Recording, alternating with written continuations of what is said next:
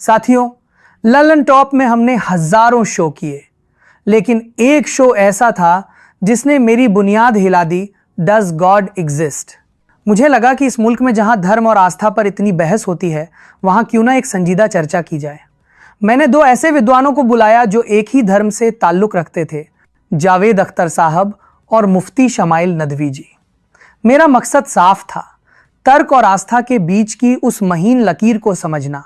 लेकिन मुझे क्या पता था कि भगवान की मौजूदगी पर बहस करना मुझे लल्लन टॉप की मौजूदगी से ही दूर कर देगा।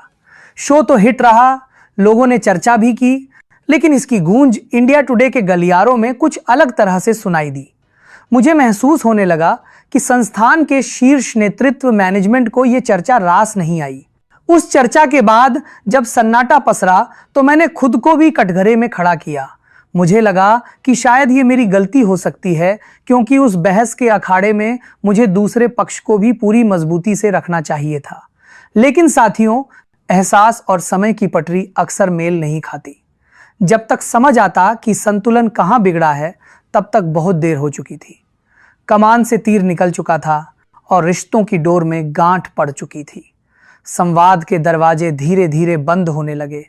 वो नजरें जो कभी सराहना से भरी होती थीं, उनमें एक अजीब सी खामोशी और दूरी आ गई।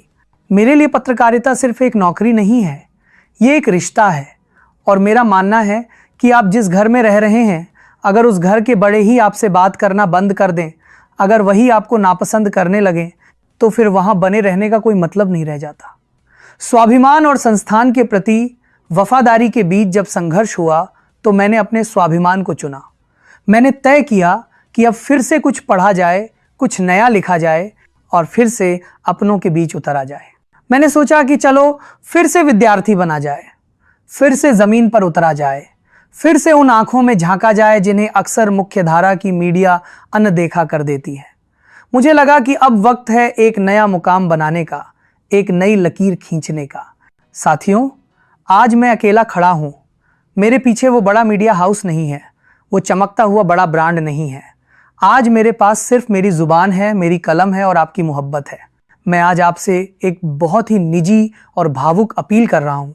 इस वीडियो को आज आप इतना साझा करिए, इतना लाइक करिए कि ये हर उस शख्स तक पहुंचे जिसने कभी न कभी लल्लन टॉप को प्यार दिया है।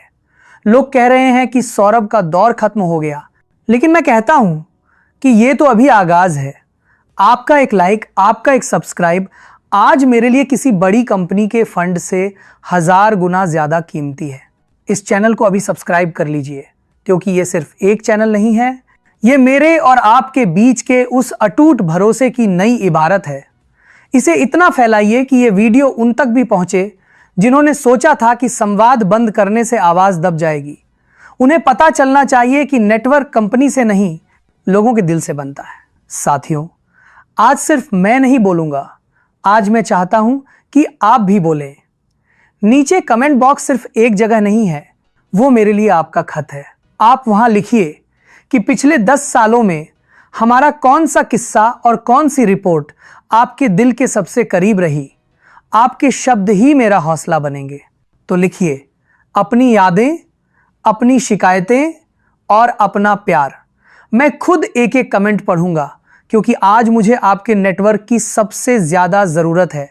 जाने से पहले बस इतना ही कहूंगा, पत्रकारिता आएगी और जाएगी, लेकिन ये जो हमारी और आपकी मोहब्बत है, ये लल्लन टॉप बनी रहनी चाहिए। इस नई यात्रा में मेरा साथ दीजिए। मैं फिर आऊंगा नए किस्सों के साथ, नई ऊर्जा के साथ। अपना बहुत ख्याल रखिएगा। पढ़ते रहिए, देखते रहिए, क्योंकि जानना बहुत जरूरी है। नमस्ते, शुक्रिया, जय हिंद।